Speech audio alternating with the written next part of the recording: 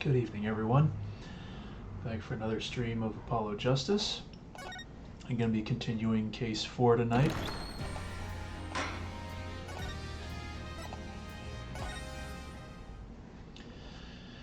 So, last time, we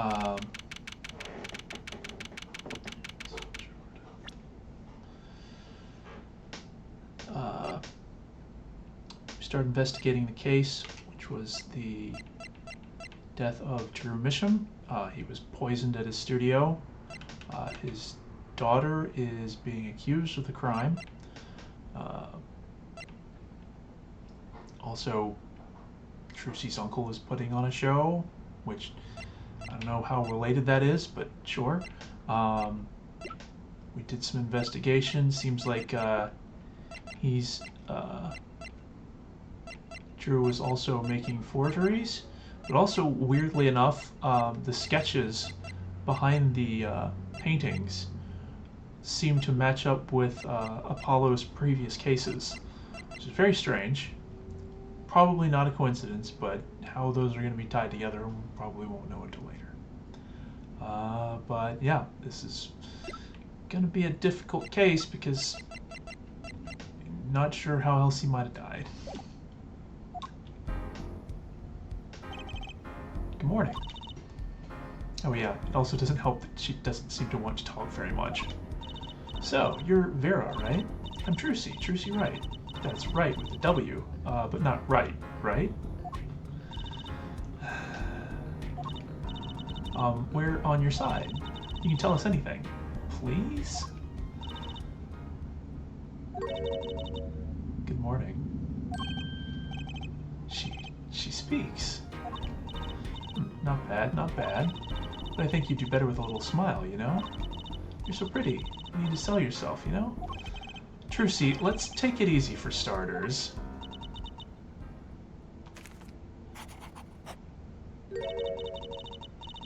Thank you for taking my case.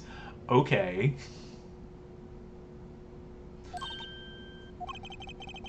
Well, that's a start, I guess. There she goes with the nail polish again. It's great, really. It's so cultured.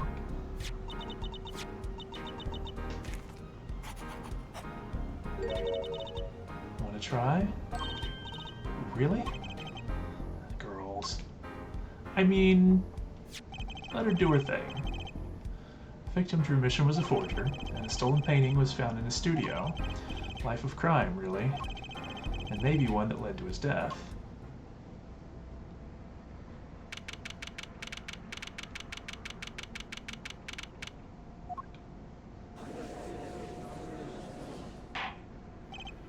Well, we will now begin the trial of the Vera Misham. You okay, Judge? His voice is all raspy, and he's looking around all nervous-like. Ahem. The repercussions of today's trial will most likely be felt for a long time, and may indeed alter our legal system forever. May is a test of the jurist system, and the first step toward a new order in our courts. Daddy's secret mission. Jurists will function like a jury. Let's hope their inclusion will help the courts to better reflect the people's will. Why aren't there any jurists in the courtroom? 3 closed-circuit cameras watch this courtroom at all times. The jurists have access to everything that transpires.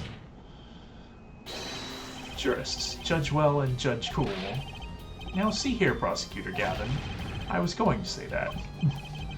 My apologies here, Judge. Jurists, judge today's trial coolly, if you would be so kind.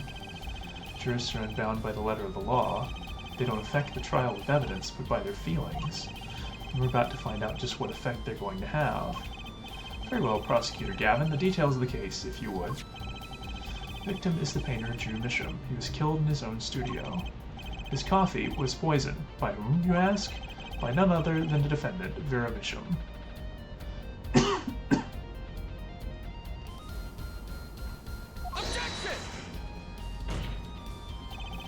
There wasn't any poison in the coffee. Oh, tongue. Someone has been doing their homework. Indeed, poison was not present in the coffee, but on the mug itself.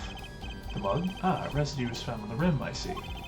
The autopsy report describes the manner of our victim's death. The court accepts this as evidence.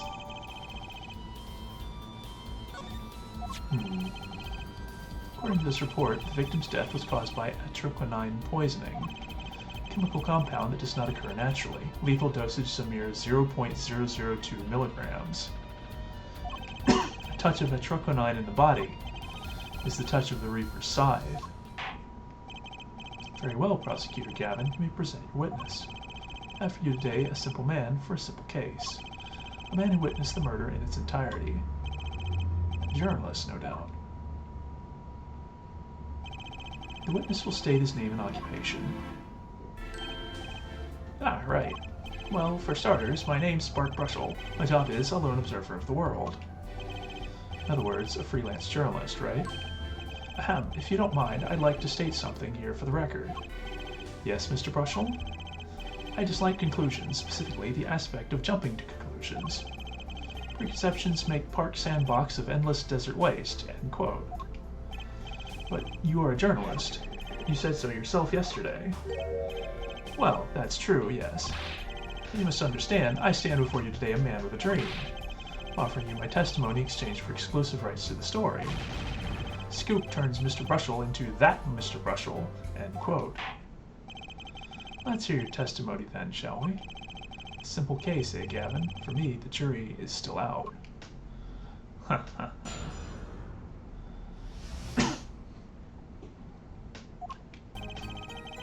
Visited the studio around 9 that night to do the interview. First outsider to enter the atelier. Journalistic history made, end quote. His daughter brought us coffee right after we started.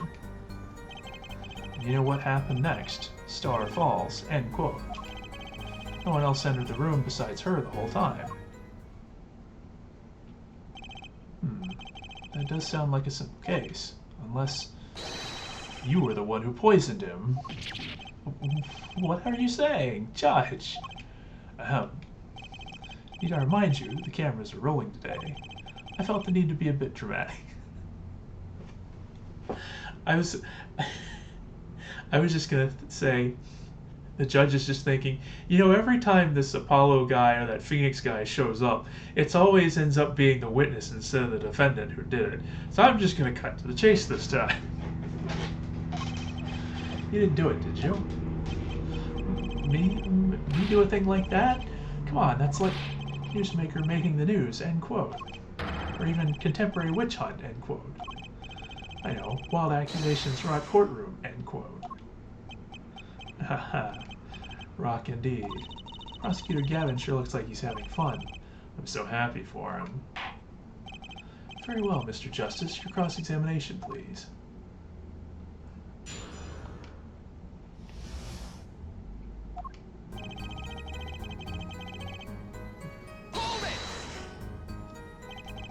At night. Isn't that a little late for an interview?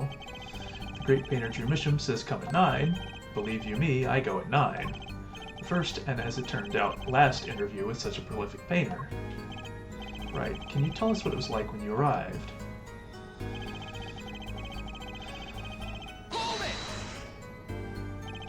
You were the first reporter ever in Drew's studio? Posterity will look back on that night as a turning point in journalistic history. A basically insignificant step for all mankind, but a giant step for that Brushel guy, end quote. No one on the outside ever had access to the studio, and it would serve to reason that the deed was done by an insider, by which he means Vera did it. So, how did this epoch-making interview go? His daughter brought us coffee right after we started. Would you mind being a little more specific? Ooh-wee, let me tell you, I enjoy a cuppa. In fact, it all began when I was in 3rd grade. No wait, 4th grade. That's not what I meant. I believe I know what Herr Forehead is driving at. This coffee the victim was served. Did anyone other than the defendant touch it? Right, that's what I was going to say, really. Well, now, if you've got a question to ask, you'd best straight up ask it. That's what I tell all the new recruits, several times if necessary. Write for a grade schooler. That's my motto. Which isn't to say I can only write grade school level stuff, mind you. Who touched the coffee? Dunno. I was in the back, looking at the studio's equipment when she served it. And what happened next? And you know what happened next. Star falls, end quote.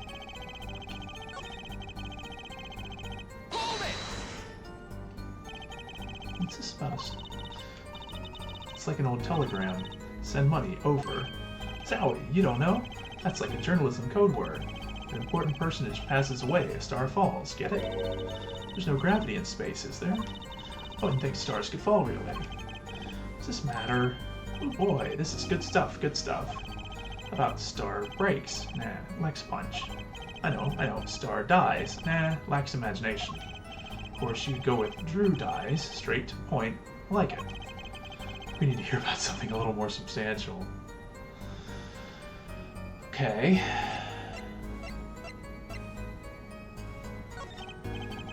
Oh, Mr. Mission passed away.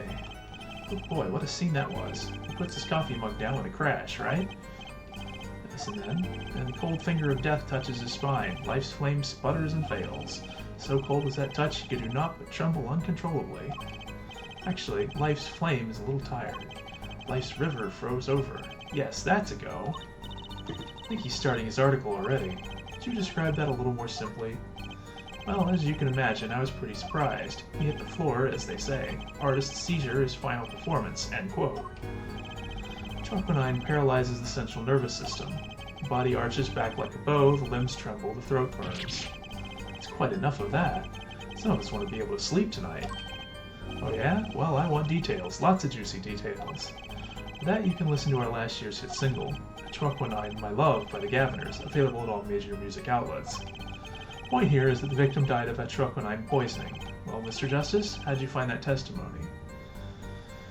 I mean...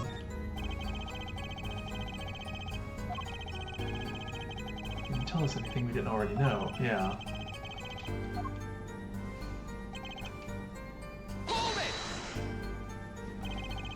Say that for sure. For sure? Sure. I'm sure. Your studio isn't a big place, kiddo. I'd know it if someone else had come in. What if they had been hiding in there from before? Even if someone had been hiding in the studio, they hardly could have poisoned that mug without anyone noticing. You think I, Spark Brushel, would miss something as obvious as that? No way. Sure makes it sound exciting. I guess that's his job. There's only one moment we need to focus on, really. The moment when Drew Bishop died? Exactly. There has to be something there.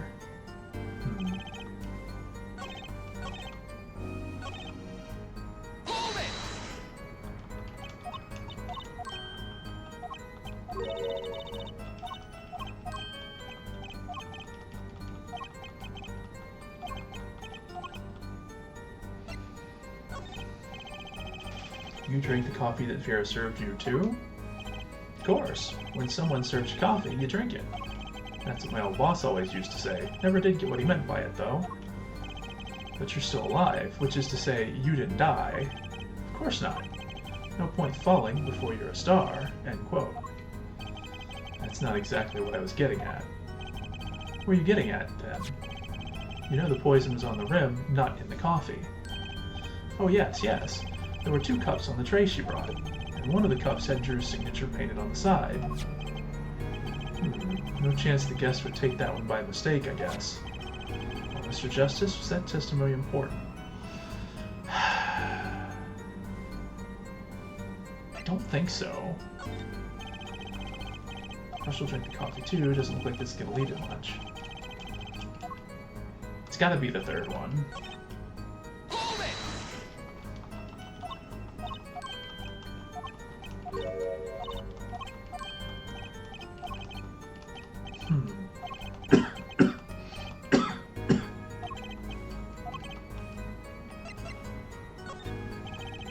Mr. Mission had the coffee too. But you actually see him drink the coffee. Of course. He who sees it wins, but he who says it wins bigger. End quote. Live in a man sees dog eat dog and writes about it world. Yet, I guess I can't say I saw him drink it, really. He had one so-called sip, if that. Man puts lips to mug, drinks? End quote. The poison is quite virulent, I hear. My stomach did a so-called somersault, since I'd gulped down that coffee without so much as a second glance at it. Wait, maybe something's there, some kind of so-called trick. Anyone want to venture a guess for the record? Does this guy have a pause button?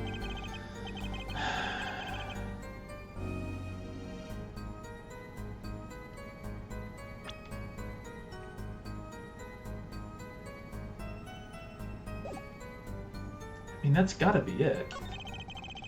Drank his coffee, then immediately fell over? Oh yes, yes, you can go to press with that one. Your Honor, this is a vital piece of information. Please add some testimony.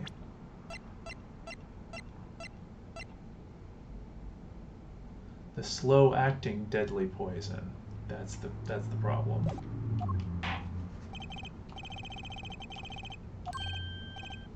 Vital, right.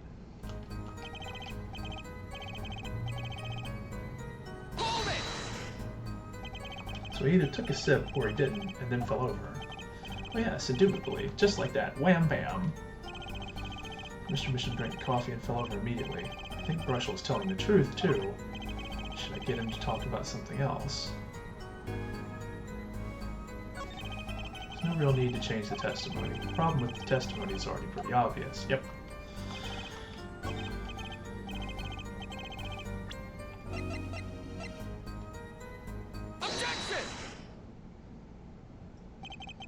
You know what I have a problem with? A particular property of the poison used, atroquinine.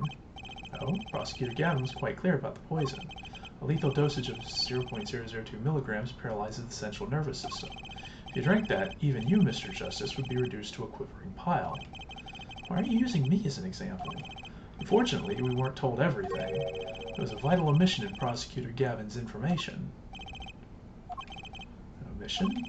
Atroquinine is as violent as he says, but death doesn't come upon ingestion, not immediately. That's because atroquinine is slow-acting.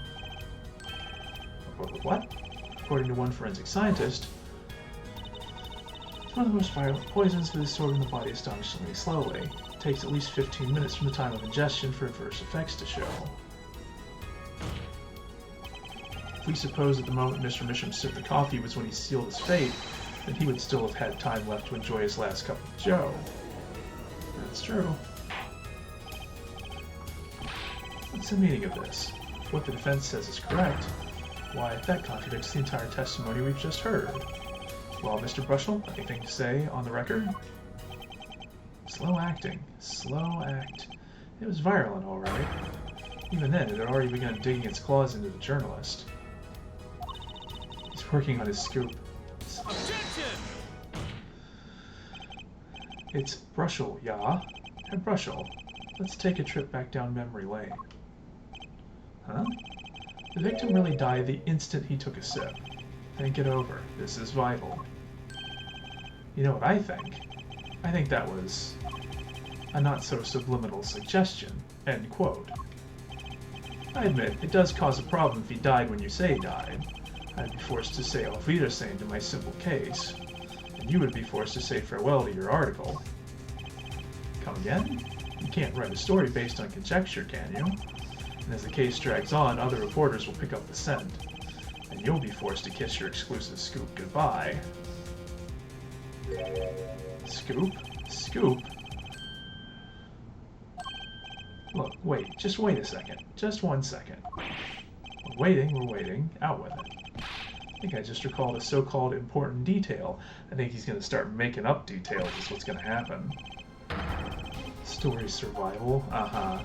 Attorney utterly confused, end quote. Actually, I did notice something when I visited the studio. I heard a poison that takes its sweet time, see? But not what I've been saying for the last few minutes, apparently. Mr. Brushell, are you saying you noticed something that explains what happened? You bet I am. The antidote for a poisonous contradiction, end quote, you might say. Or, I still have no idea what you're talking about, end quote, I might say. Figured it out, but only after an in-depth interview. See, thanks to my journalism skills, I know who poisoned that coffee.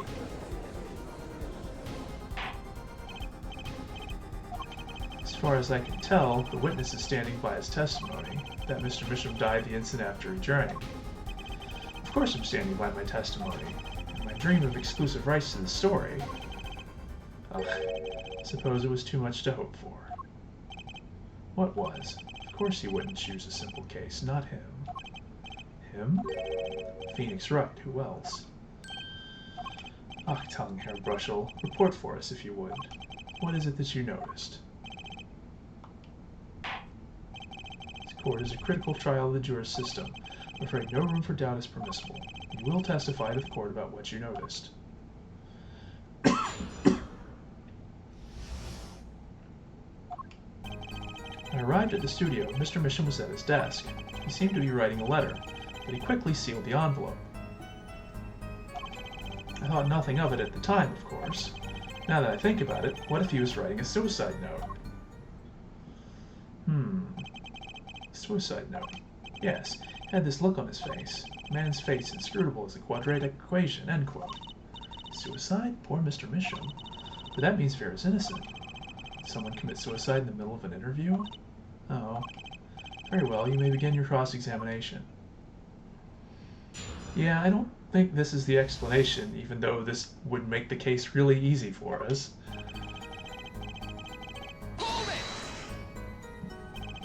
Is there anyone at the studio other than Mr. Misham? Well, his daughter Vera, of course. Nobody else. The only person who didn't belong to that studio there was you, wasn't it, Mr. Bruschel? Ah, I know what you're doing. I know your game. Attorney uses classic Ramsden phenomenon ploy, end quote. You intend to suggest that this reporter is a suspect. I'm sure you also intend to present evidence supporting that assertion, correct? In the meantime, let's move along, shall we? Yeah, I don't think this guy did it. Quickly sealed the envelope. So he put the letter away when he saw you. Well, the reporter gets worm, end quote. That's my secret. I'm not sure I follow. It's the night of the interview. I arrive 15 minutes ahead of schedule. The handle turns, the door opens, and I barge in. Are you sure that's okay to do? I mean, isn't that unlawful entry, really? Mr. Misham sure seemed to think so. You should have seen him. He crammed his letter into that yellow envelope as fast as he could. I know a secret when I spot one, and that was one. It does seem significant. Well, Mr. Justice? I wonder. It does have the ring of something important. Defense finds this testimony vital, Your Honor. Please add to the testimony, then. Hey, why not? My account comes free of charge.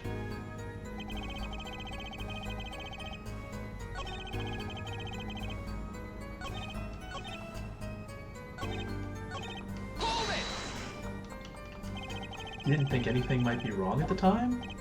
Hey, when I go in for an interview, that's what I'm there to do. Interviewer finds looking more effective than caring, end quote. So what about now? Thinking back on it, did you sense anything strange in Mr. Misham's behavior? Oh yeah, that's why I'm telling you all this to begin with. Very well, continue with your testimony.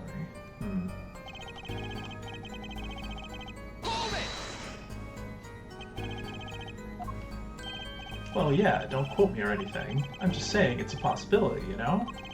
So you didn't actually check the letter. Of course not. It was sealed. Contents of can unknown until can is opened, end quote. You can always check the label. Do you think Mr. Misham was writing a suicide note? If he was, that would solve the case in a jiffy.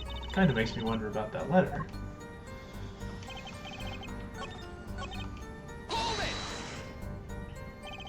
You saw him seal this yellow envelope with the letter. Hey, don't look at me like that. I saw what I saw. Apollo, you think this might be our big break, yeah. What I need is to show some decisive evidence now.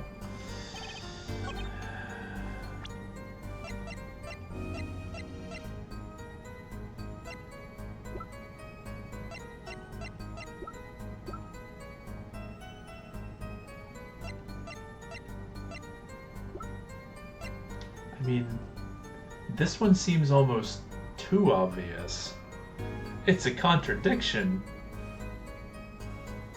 but I don't know that it's a useful one. Objection! It just so happens there was a single letter in a desk drawer at the scene, in a red envelope.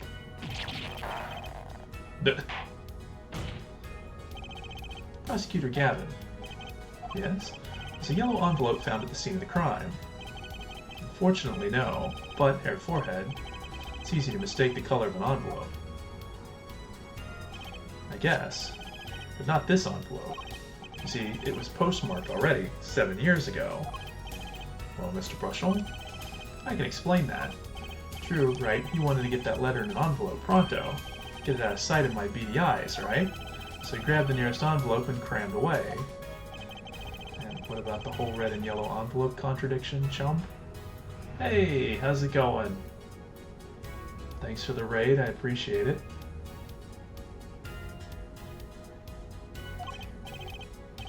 We are currently cross-examining this witness who claims to have seen the murder, but not sure what's going on yet. Day has been pretty good. Nothing too exciting, just, you know, typical day at work. Had some good food, and now we're trying to solve a murder mystery.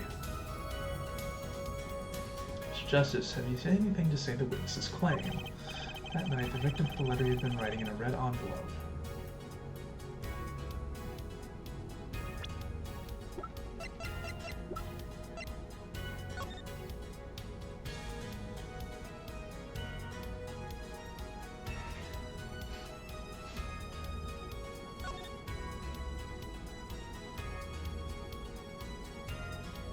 Sign the papers and send it in the enclosed envelope with the enclosed stamp within 3 days. I need not remind you to speak of this to no one.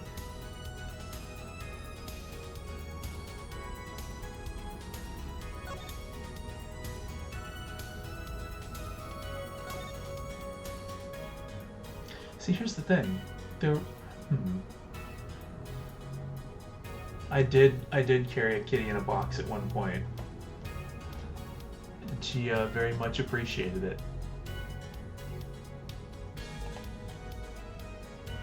And she's taking a nap right now. I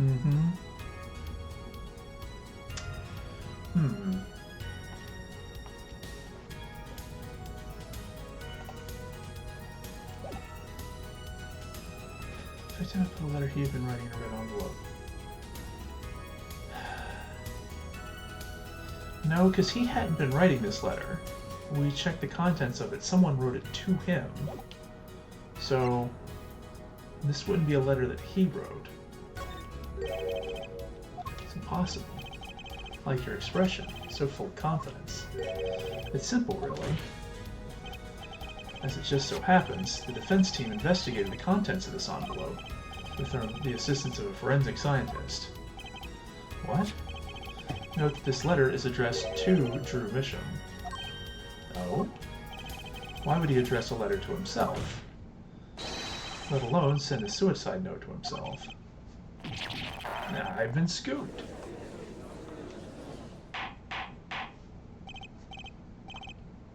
Order. Mr. Brushel, can you explain this to the court? Oh my. How could I have forgotten? Suppose this happens to the best of us. Reporter gets old, forgets lots, end quote. I'm still waiting for an explanation, Mr. Brushel. Well, that's the thing, see? Let me put his letter in that envelope. Mr. Misham sat there searching his desk drawer for something. His desk drawer? Yes, a stamp, a so-called postage stamp, end quote. A stamp, whatever for? Well, to mail his letter, what else? And then, why yes, I think I saw him put it in his letterbox. It's a yellow envelope, and he put it in that box. Well, apparently, this yellow letter has nothing to do with this case. Oh, how I wish it did. Just think if that were a suicide note. What a story. Star writes suicide note in front of reporter, falls, end quote. Ahem, as I was saying, that has nothing to do with this case. That said, yes, Your Honor, it makes me wonder about the contents of that red envelope. Right. So, within 3 days. 2,000 is quite a good deal of money. So this was from 7 years ago, yeah? So, am I finished here? Am I finished here? I was thinking of, going home to start writing.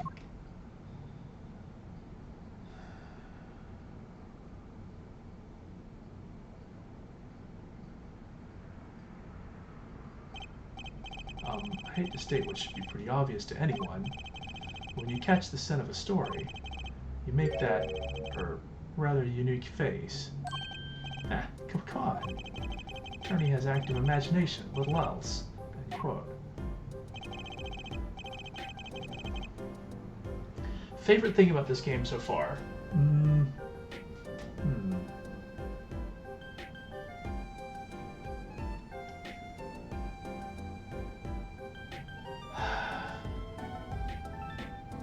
It's tough to say. I've mostly enjoyed it. It's been a little wacky. And I'm not just talking about one of my defendants' names. I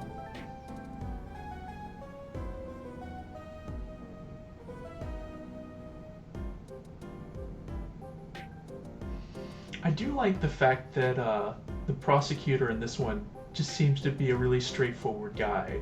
Like, so far, well, I mean, this could also change since the last case usually has a lot of story involved, but, like, despite being the brother of the guy from the first case, and he was involved in one of the cases, but, like, it wasn't like he had, you know, previous games, there was always this thing where the prosecutors always had some kind of, you know, troubling backstory that resulted in, you know, why they had such antagonistic behavior. Cloudgear has just been real helpful the entire time, and I think Apollo has kind of needed it. So it's kind of worked out for him. It'll be interesting to find out what happens to Phoenix. I'll probably be able to give a lot more of an opinion once this last trial is done, because I feel like this one's going to have a lot of the... this is going to tie a lot of the loose ends together. At least hopefully. The new mechanics are kind of interesting, but I don't know. It's a little weird, you know. In previous games, it was always just like, okay, you have to find the evidence, you have to like find the statements that have contradictions. But sometimes in this one, it's just like, oh yeah, I noticed your like odd twitch. It's kind of amusing because it makes it like, you know, a game of poker where you learn someone's tells and you kind of use that against them. But it kind of makes this like already crazy legal semi unserious legal setup even more ridiculous. I don't know. It's pretty good. I think the first game is still my favorite so far. It was just a real, you know, real basic setup, good clean story, you know, connected characters, everything resolves pretty nicely.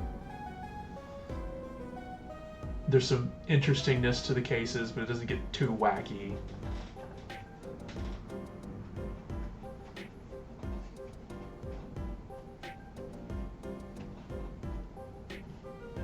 I guess the other mechanics are always fun, with like the getting the footprints and the checking the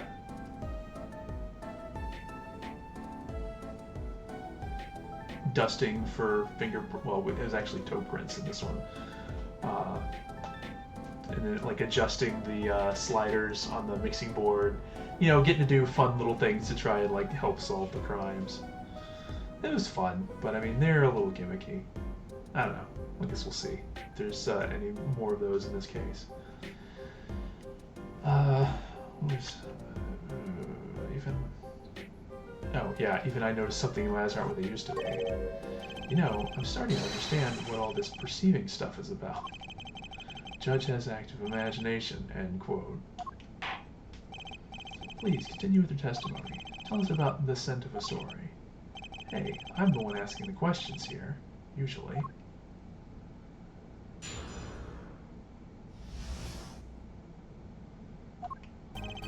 Actually, it took a bit of work to get a thumbs up on the interview.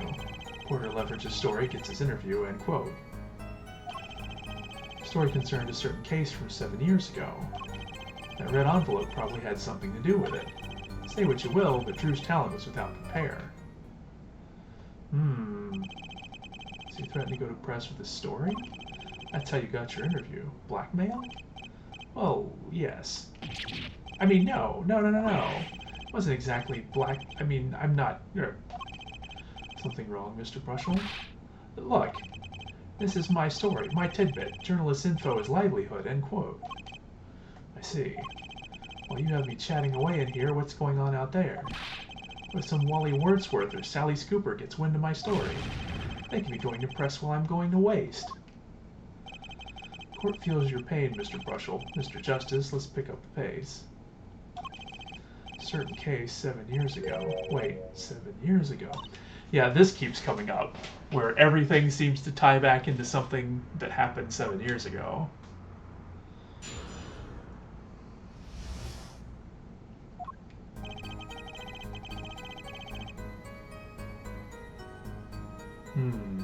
Bracelet's picking up something.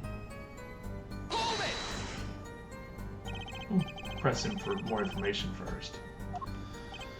Boy, I guess not even my considerable charms did much for him. Until I finally got my thumbs up, that is. Maybe you can elaborate on that a bit for me, yeah?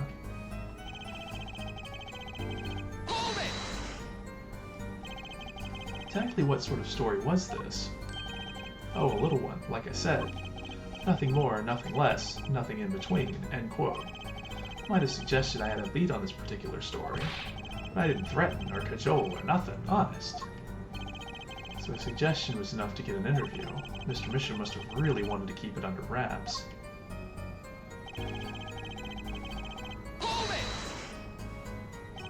A certain case 7 years ago. Tell us, what case? Let me state one thing, Mr. Attorney, and you can quote me on this. I can't talk about that case. Well, why not? It's about journalistic pride and staunchness and credibility and connections. Journalist reveals sources only over his dead body, end quote. So what'll it be? Gonna strangle me? Dead men don't tell tales, Mr. Attorney. It's a really weird face he makes when that happens. Sounds pretty determined not to talk. Chances of breaking his will aren't looking good.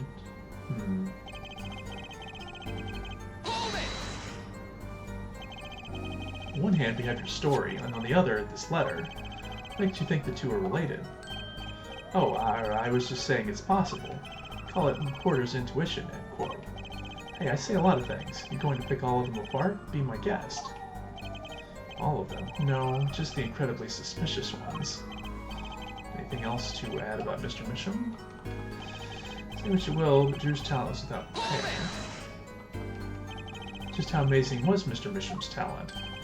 Huh? Ooh-wee, boy, I mean, hey, he's a star, man, a star. Flow his brushes like a great undulating river across the canvas. Artist paints light up the studio like sun, end quote. This guy is full of wacky gestures. That one just now was wackier than usual. Looks kind of nervous to me, Apollo. Definitely. I'm sensing something different than before here. Yeah, the fact that he's brushing his... well, not his eyeballs, because he's wearing glasses, but... usually you don't brush your glasses with the same thing that you brush your tongue? Ugh. This all makes sense. Nothing jumps out as ridiculous. I wonder what this story he's talking about is. Must have been good to get an interview with a famous recluse like that. And powerful enough to drag Drew Misham out of hiding. Maybe it had something to do with Mr. Misham's art.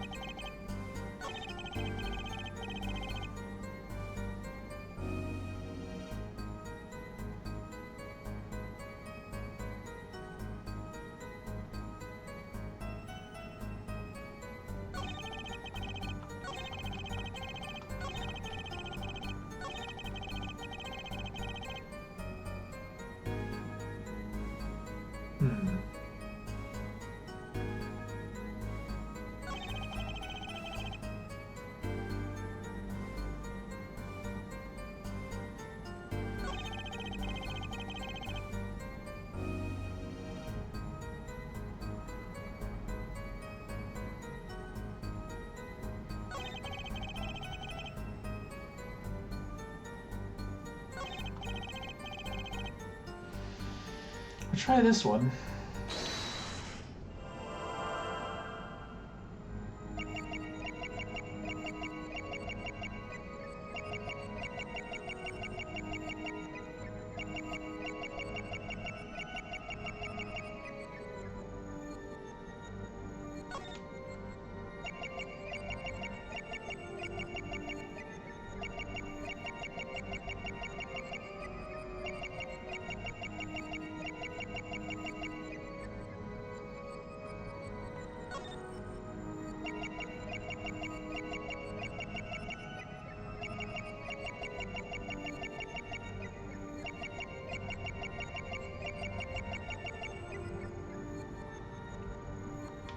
Hmm.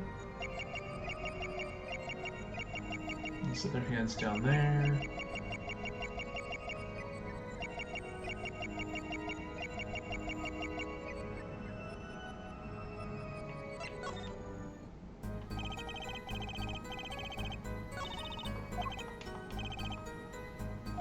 This part is a little weird because, like, it seemed like that would have been it, but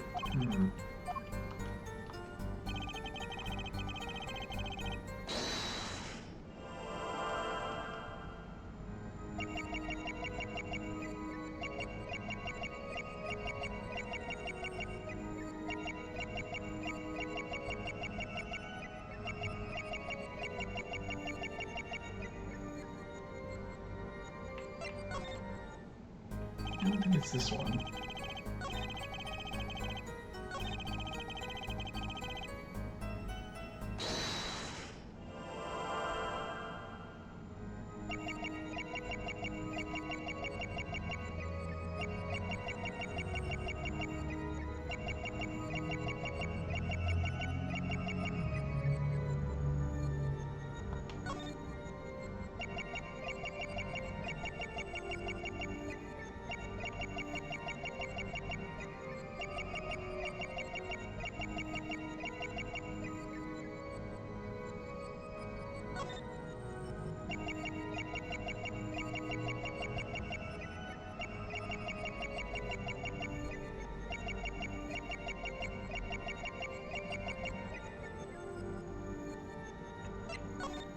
Okay, now let's compare it with the last. Because he seemed to think it was the last one.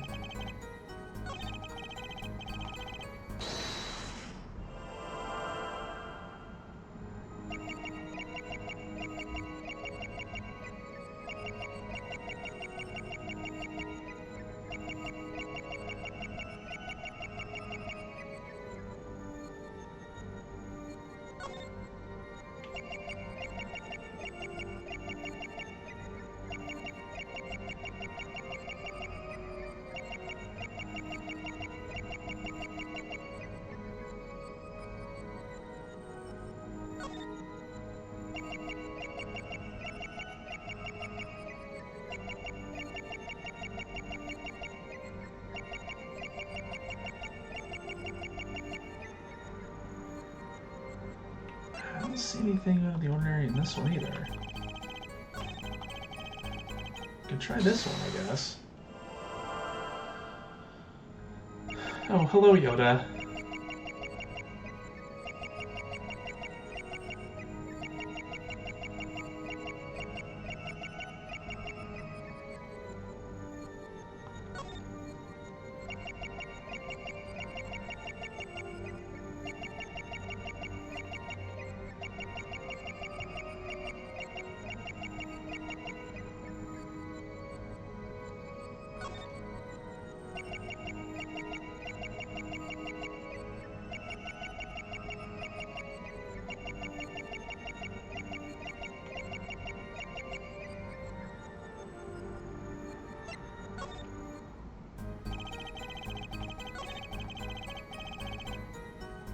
Hold it!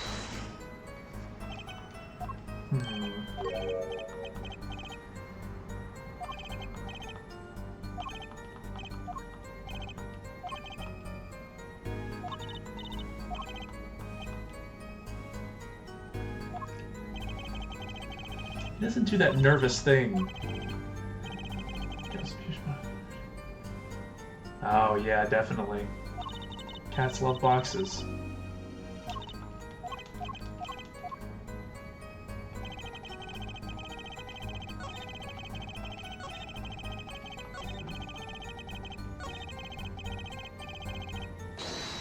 Okay, Apollo seems to really think it's this one.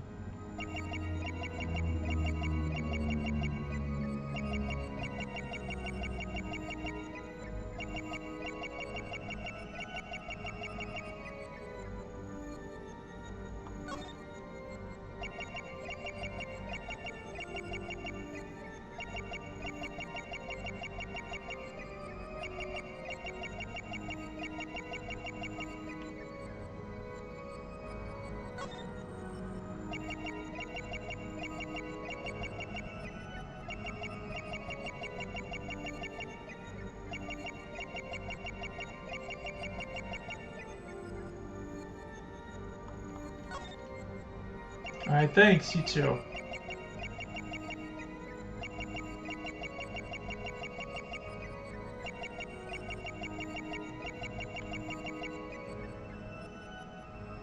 I don't really see anything twitching or like reacting though.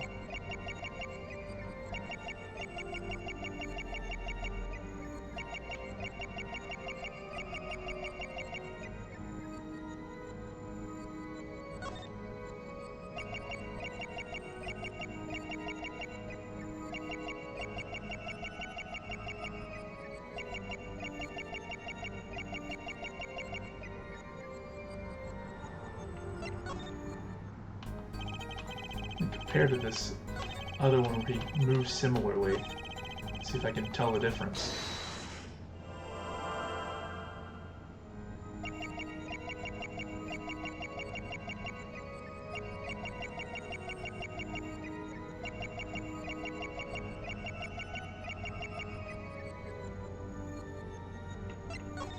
Wait, it's gotta be his nose. Because this is the whole thing about smelling a screw. Was I just not watching his nose? Is this an answer that is plain as the nose on his face?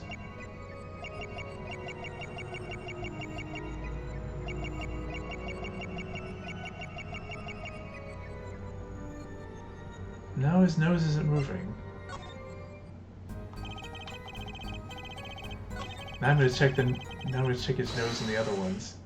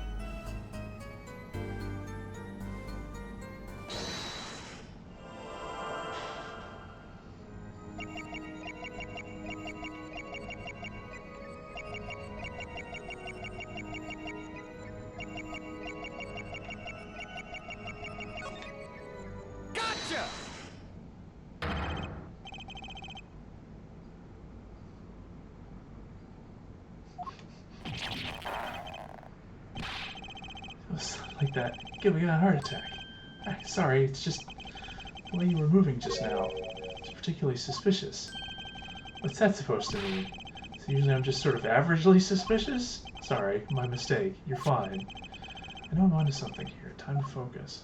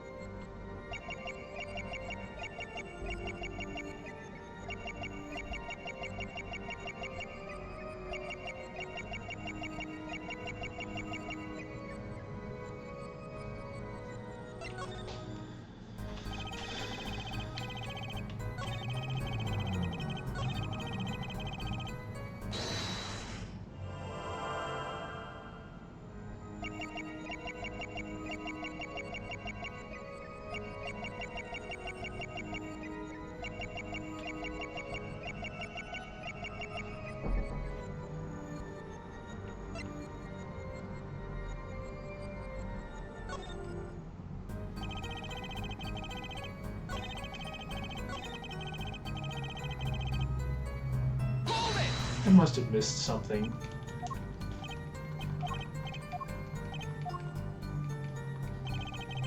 Hold it! Hold it! Hold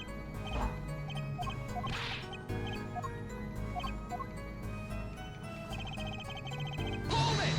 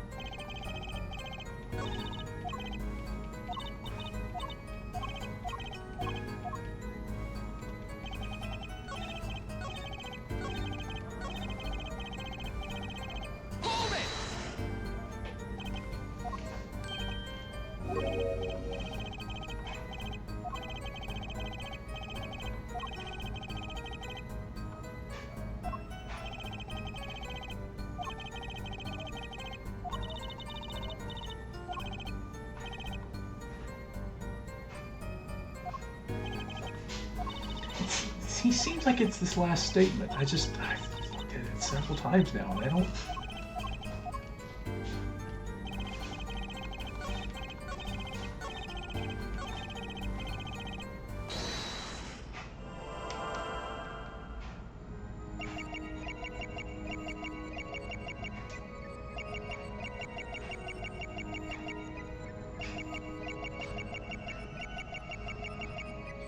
Okay, so it's not that hand.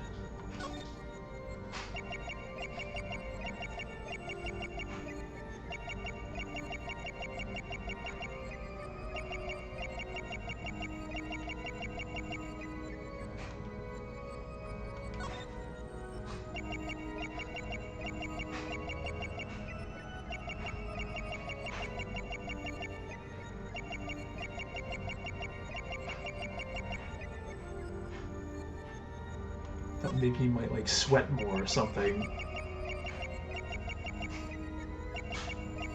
Oh, Gotcha! that is it.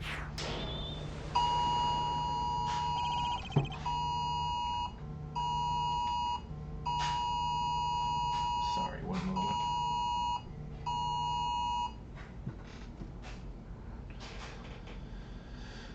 So I much, Mr. Brushel? Yeah, well, a man can't help his glands, you know? It's more than that. When Mr. Misham's talent was mentioned, you suddenly began to sweat buckets. Hey, you're hiding something about his talent.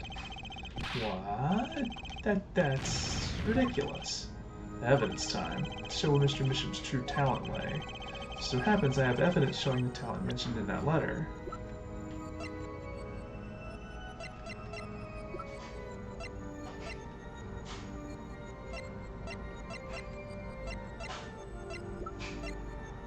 Maybe he means this one, since it's... Take that! Yeah, but wonder what the court is supposed to conclude from this evidence. Other than that you've made a horrible mistake. Man burns bridge, forgets to cross first, end quote. Okay, so it's probably the actual one. Take that! Painting was found in Mr. Misham's studio. There are two problems with this painting. The first is it wasn't painted by Mr. Misham. The second is that there was another painting in the studio which looked exactly like this one, except it was only half done. Then we have a letter discussing a payment of $100,000, which suggests a certain business operation, the business of making forgeries.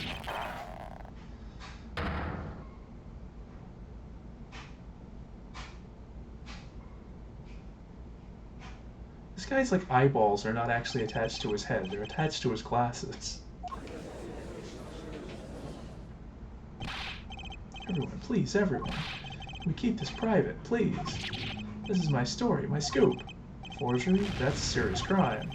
Drew Misham is known as an artist these days. but there were rumors he dabbled in another kind of art until a few years back. Another art meaning forgery? Drew Mission was talented, all right. Talented at making precise, detailed fakes. The fact that certain criminal elements were quick to discover. Criminal elements? What?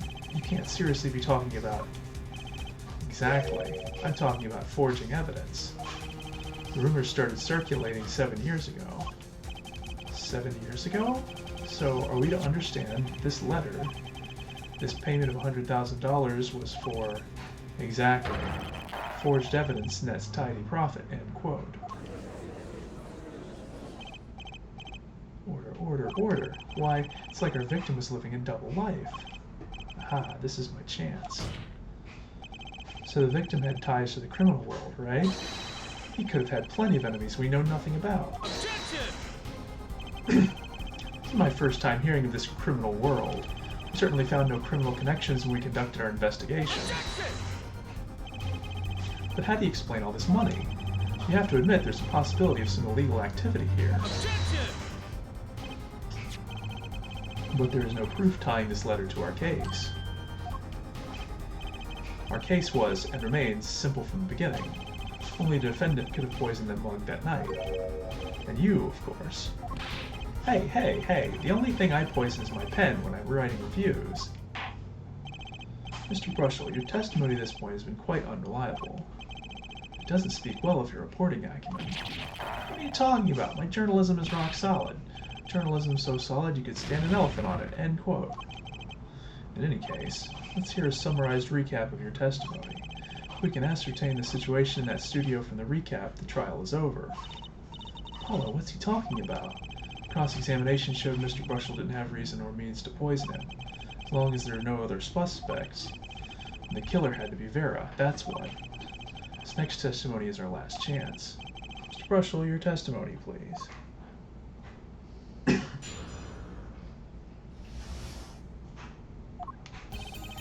The only other person in the studio that night was the defendant.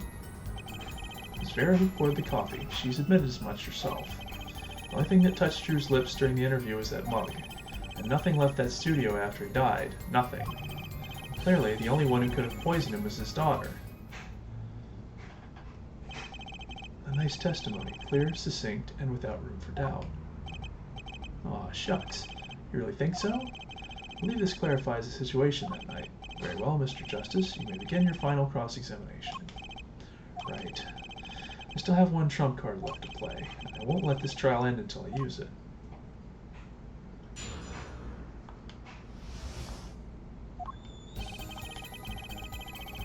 Hold it! Yeah, this part is sure. Objection! How many times have we heard that one, Hair Forehead? The poison reached its victim via that coffee mug. And from where did that coffee come? Not to beat a dead horse again and again, but perhaps you could fill us in. Need a horse beat? I'm your man. Not a thing I would brag about.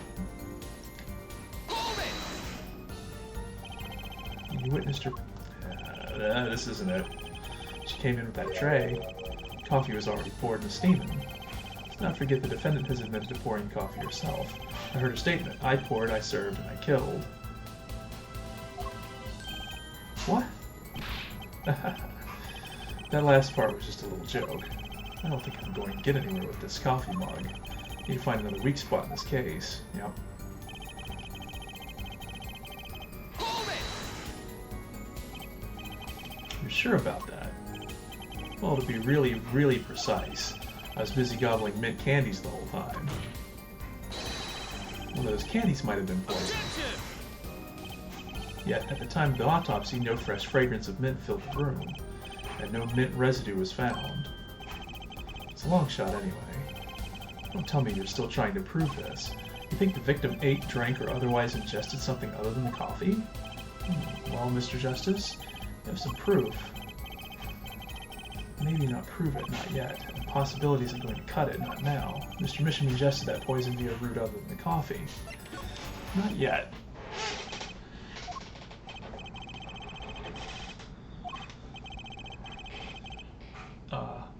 Not yet. I wasn't done. Got a hole in this case that needs plugging before I can prove anything. First things first, I'd better uncover a weak spot before I try to strike again.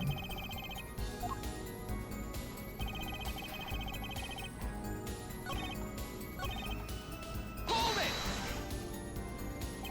it! Not one thing, you're sure? Yep, sure as sure can be. Well, with one exception. One exception? What? Journalist Bart Brushel does interview, leaves studio, end quote.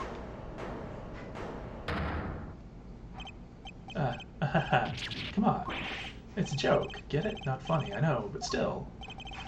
Something leave the studio that night. Why does that sound familiar? Or have I heard something like that before? Now we've proven our witness is a comedian of sorts. I'd like to turn to our defense attorney before returning to the testimony. Do you have any idea what, if anything, might have left the studio that night?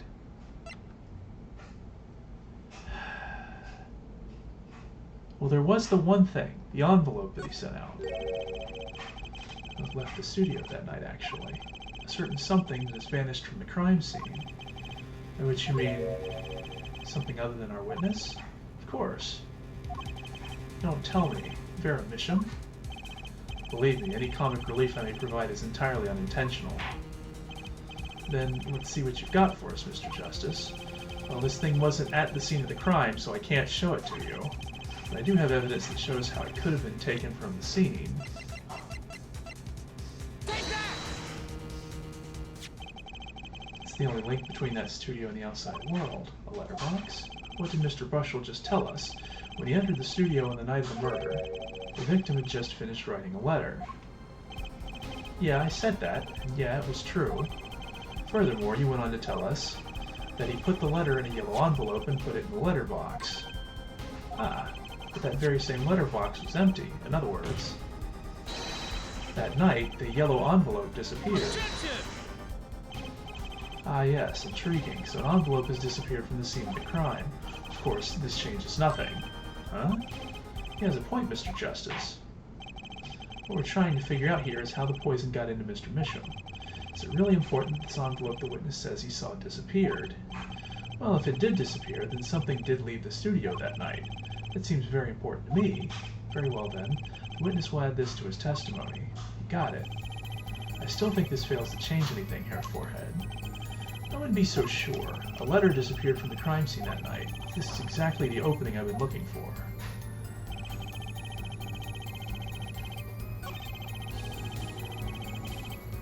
But that one's not going to help.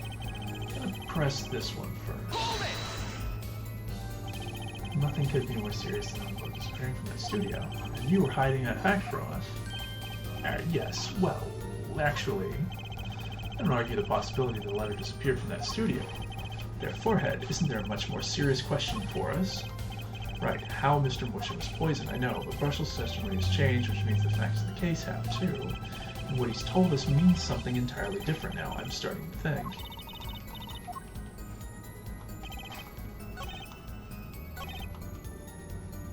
Hold it! You're sure about it? Yeah, okay, now I think we can... Now I think we can go after this one.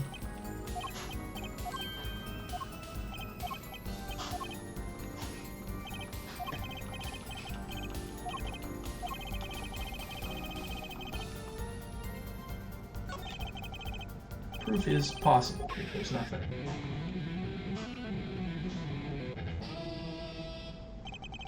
You do understand what we need, yeah? Proof, Herr Forehead, not possibilities.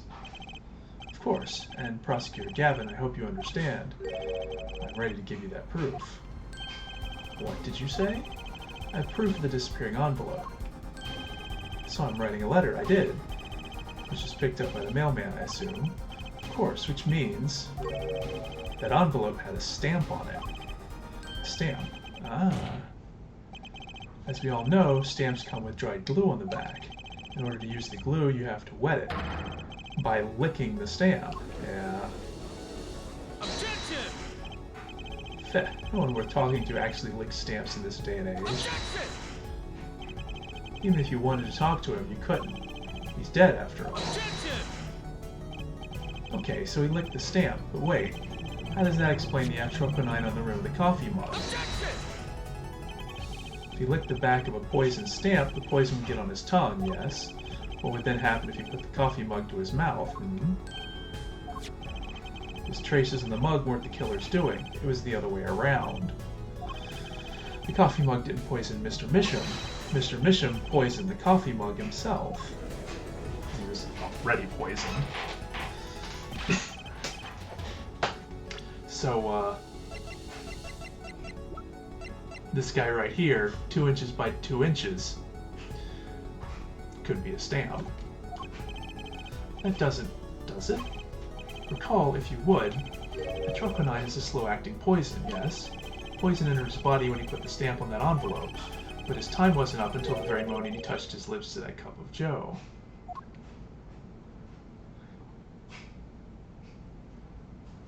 It's a solid theory. We have an idea of how to prove it. You have something to add, Mr. Brushel? Uh-oh, his nose is picking up another scent. As I believe I mentioned earlier. Well, that's the thing, see. After he put his letter in that envelope, Misham sat there searching his desk drawer for something. Yes, a stamp, a so-called postage stamp, end quote. But you know, I don't seem to remember him ever finding one. Maybe it just run out? Incidentally, we searched the desk drawer at the scene of the crime. There were no stamps, not a single one. It does pose a problem. How will you prove that the stamp was coated with poison? Actually, I'm glad no other stamps were found. It makes proving the stamp you used was poison possible. Good show, good show. You can't even prove there was a stamp at the scene in the first place. Well, let's hear what the defense has to say anyway. Where's your evidence that proved the existence of this poison stamp? Alright, so this one's easy enough. It certainly is a cute little frame, and by little I mean really little. It was on the victim's desk, Your Honor. Quite empty, as you can see for yourself. I noticed that too during my inspection, so what? Apparently you weren't as observant as you should have been. You see, when you saw this frame, it was missing something quite important. Missing something? Yes, a pale bluish stain on the inside of the frame. Atroquinine residue. What? Why wasn't I told about this? The frame is only 2 inches square. The face of the frame is even smaller. Maybe an inch wide at most. You aren't saying... Oh, but I am. Tell me, what fits in such a small frame? A commemorative stamp, perhaps.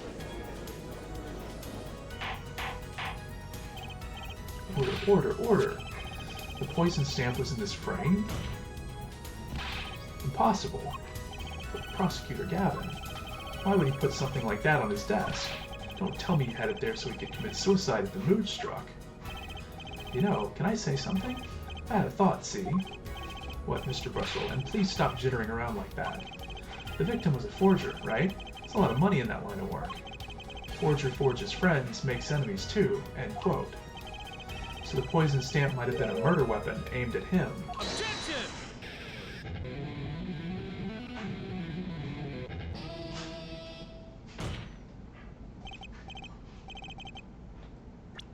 And you know, deposit $100,000 in the designated account. Please send a receipt once you've confirmed the transfer. Sign the papers and send in the enclosed envelope with the enclosed stamp. I need not remind you to speak of this to no one.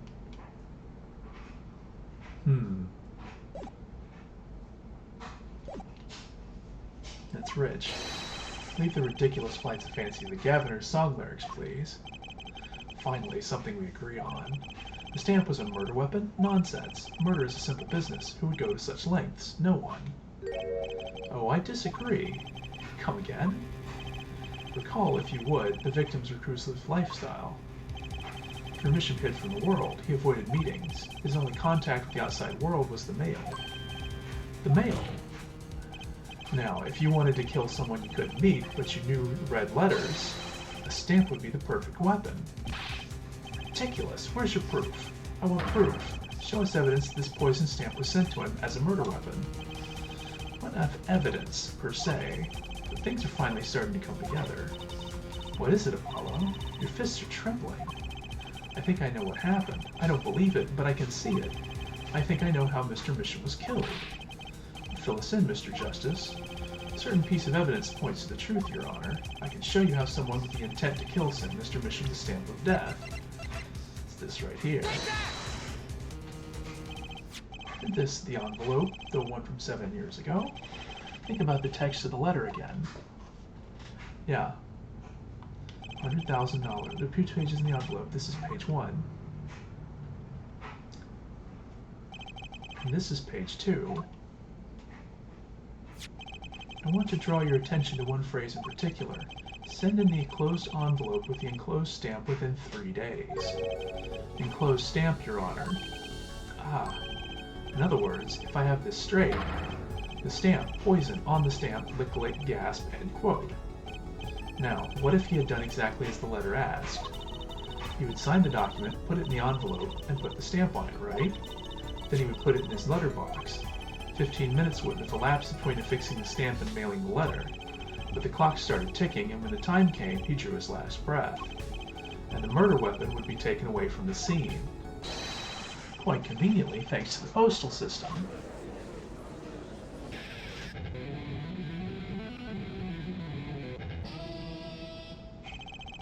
Such a splendid imagination you have, Hair Forehead. Let me confirm one thing with you, if I might. So, this poison stamp was inside this envelope from 7 years ago, yeah? Is that what you'd have us believe, really? Well, it is a little bit of a stretch, but there's a possibility. Yes, a very small possibility. How small, I wonder? Poison stamp in this envelope, a stamp that then became the murder weapon? How do you intend to prove this seeming coincidence? Well, 7 years ago, we don't even know who sent that letter. And your answer is silence, I see. Very well, I move to... It's not nice to pick on the Fräulein, Clavier.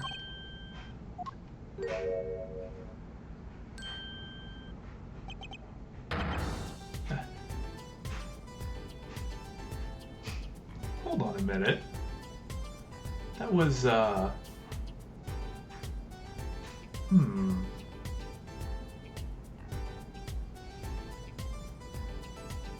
It's, not who I was expecting to show up for a second there. But it's Emma. Oh, like my Christoph Gavin... Oh, my Christoph Gavin impression. Did I sound like him? Don't quit your day job. Don't you have a crime scene to be looking after, Fräulein Detective? Someone had to come dig you all out of the mess you're making of this case. Mess? You know, none of this would happen if you just trusted in science a little more. You could find out if that stamp was in that envelope easy. Care to explain yourself, Fräulein Detective? Glare at me all you want, but science is on my side. It's all the residue, right? That's right, the poison detection spray. Produce the red envelope at once. You can open it on the authority of the court.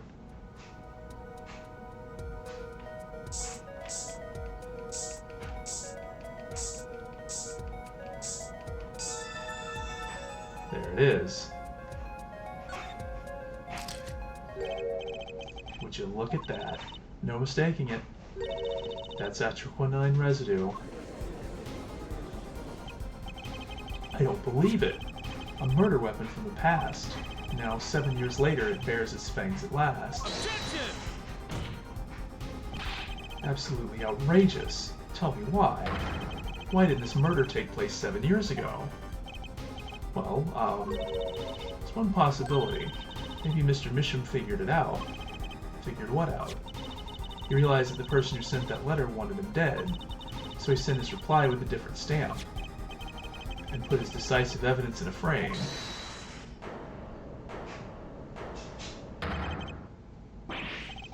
You're still here? Can I make a statement here, on the record? I, Spark Razortooth Brushel, claim this scoop is mine.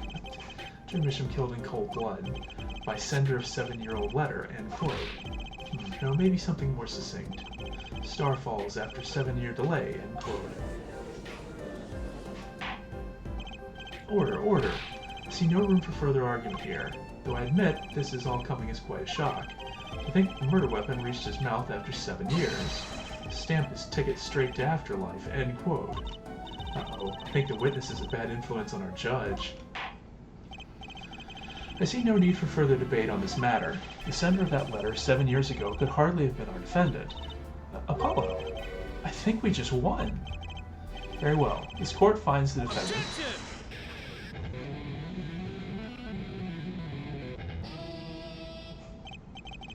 Is this the bright future of our legal system? Prosecutor. Gavin? Ticket to the afterlife from 7 years ago. Tickets for Gaviner's shows are invalid after 2 weeks. But it doesn't make sense any other way. It boggles my mind that so many people haven't noticed this. There's a fatal contradiction in Herr Forehead's claim. A contradiction? Poison stamp was placed in this envelope 7 years ago, whereupon it was framed until now. If that's the case, then why would Drew Misham have done what he did? Emma explained that. He must have realized it was poisoned. Therein lies the rub. 7 years ago, the forger Drew Misham sensed a trap and put the stamp in a frame. I do not debate this, but this begs the question, why 7 years later did he use that stamp on the night of the murder? Surely you don't mean to suggest that Mr. Misham simply forgot. He put the murder weapon in a frame on his desk for 7 years and forgot? You expect us to believe he sprang the trap on himself? I mean...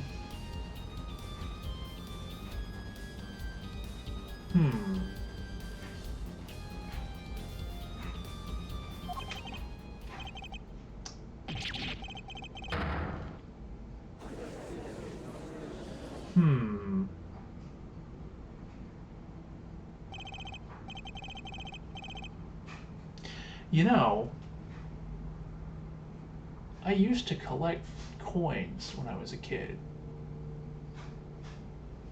Baseball cards, a couple of different things. It's possible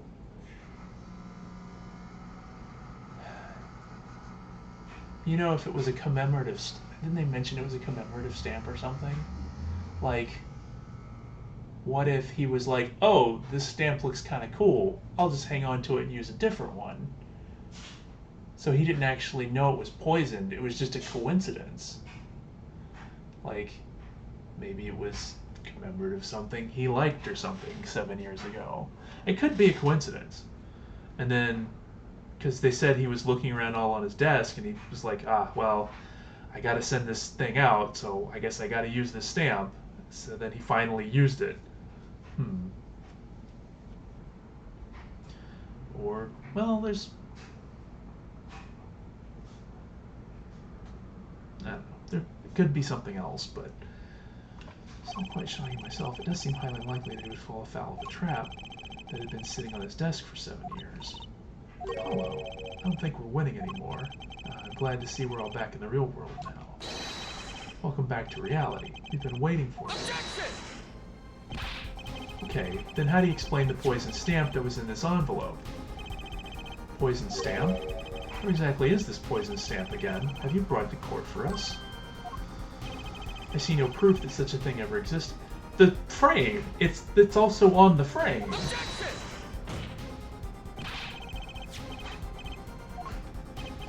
Oh, I agree, that does seem to be atropinine residue, but her forehead, it's certainly no stamp.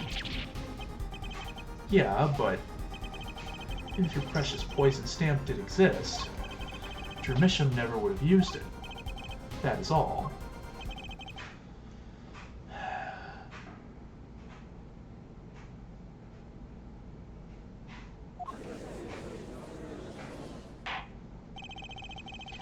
We've come to a conclusion again. Apollo, were we wrong the whole time? I can't believe it. Poison traces match up. It can't be coincidence. I'd like to bring some closure to this issue sometime this year. Mr. Justice? Yes, Your Honor. Let's review the facts and see where we stand. 7 years ago, Drew Misham received a red envelope. There were traces of the poison atropinine on the document inside that envelope. A similar trace was also found at the crime scene, on this tiny picture frame. The defense has indicated the possibility of a yellow envelope, an envelope that left the scene of the crime with the poison stamp on it. Yes, but even if this envelope contained a poison stamp, and Drew Misham, knowing this, put it in a frame, he never would have used that stamp. I'm afraid you're right, which means there is a fatal flaw in the defense's case. I've been on the wrong track this whole time, I'm sure of it. Traces of Etrocanine, the envelope, the frame, and Drew Misham's mysterious death. They're all connected somehow. Well, Mr. Justice, do you have a conclusion for us? The defense stands by its case, Your Honor. We've seen that the logical outcome of the evidence makes no sense, which means that one of our clues must be a fake. A fake clue? Fascinating. And if we find this fake, your wild fantasies will prove quite reasonable, yeah? Fake clue that's thrown us off the poisonous trail is none other than...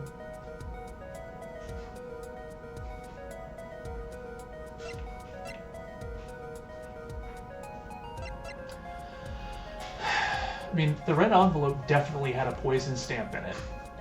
The frame definitely had something that was poisoned in it.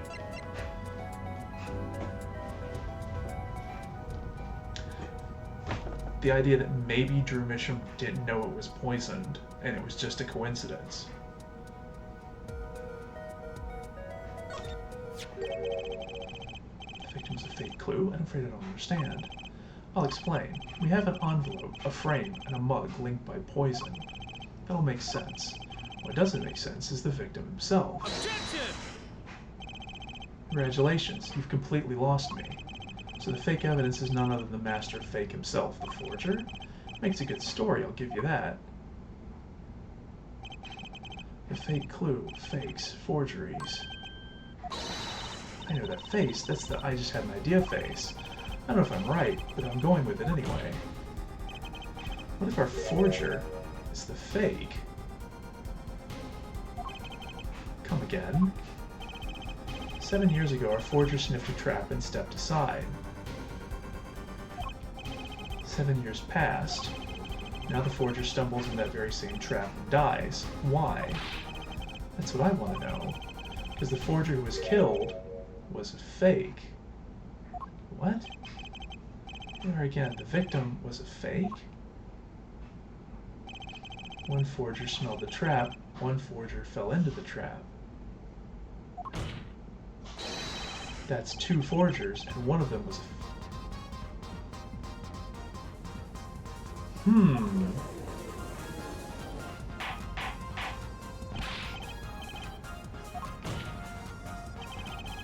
you're telling us that Drew Misham, the victim, was a fake? Well, if he was the fake, who was the real forger? You better not be claiming it was some kind of switcheroo. I'm afraid you're going to have to back up your story. Mr. Justice, show us just who the real Drew Misham was. She wasn't the real forger. There's only one other person it could have been. Huh. Understood, Your Honor. Forger Drew Misham was himself a forgery. The real forger was... I mean, it'd have to be...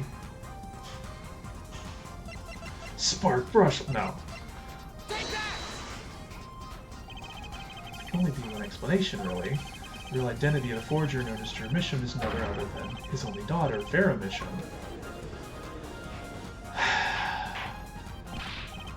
Order. Mr. Justice, this is going out on a limb even for you. I agree. I mean, Vera, a forger? Let's consider it before you write it off entirely. If you look at the paintings in the studio, one fact becomes quite clear. Forgery had been taking place in that studio for quite some time. Forger wasn't caught in that trap 7 years ago. This can only mean that the one who's caught in the trap wasn't the forger. I mean... True. I mean, that's sort of. Actually, that does make a certain kind of sense. One more thing. Only 2 sets of fingerprints were found in the forger's studio. Drew Misham's and Vera Misham's. If we know that Drew Misham was the forger, that leaves only one possibility by process of elimination. The forger was Vera Misham. Well...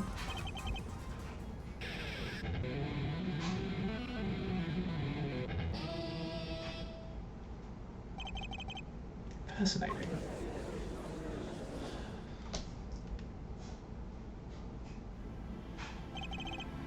Vera Misham. I've been paying attention to the trial so far. Let's just ask her and be done with it, shall we? Who are you? Who is the forger? Drew Misham?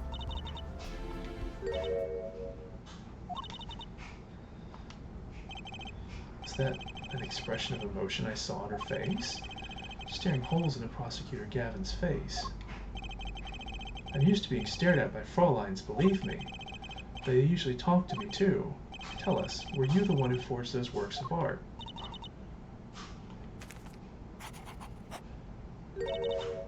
Yes. So the forger drew mission was you?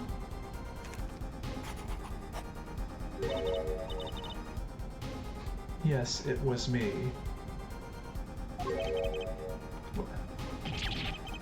Okay.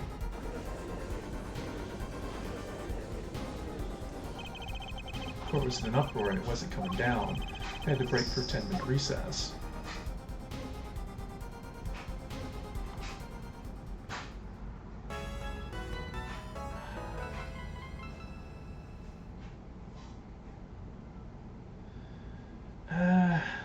Unfortunately, it is a fortunately, it is a weeknight, so as interesting as this has gotten, I think I'm going to have to call it here.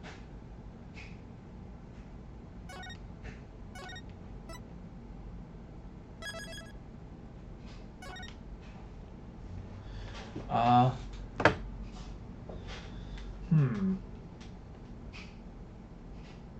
So yeah, I guess that is another explanation that's not just a coincidence.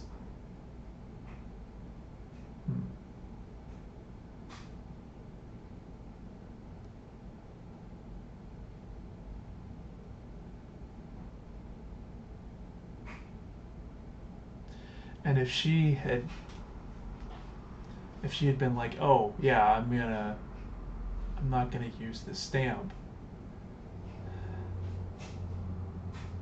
I would have thought she would have told him about it though.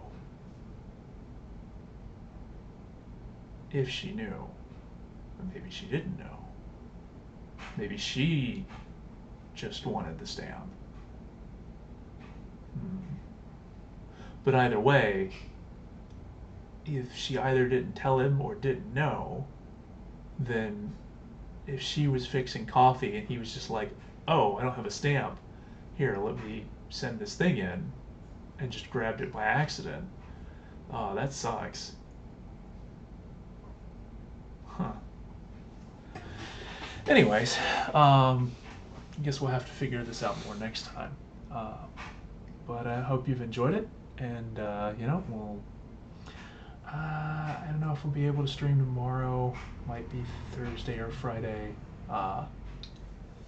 If nothing else, the weekend. But hopefully we'll get in another stream of this soon. And yeah, I hope you enjoyed it, and have a good evening.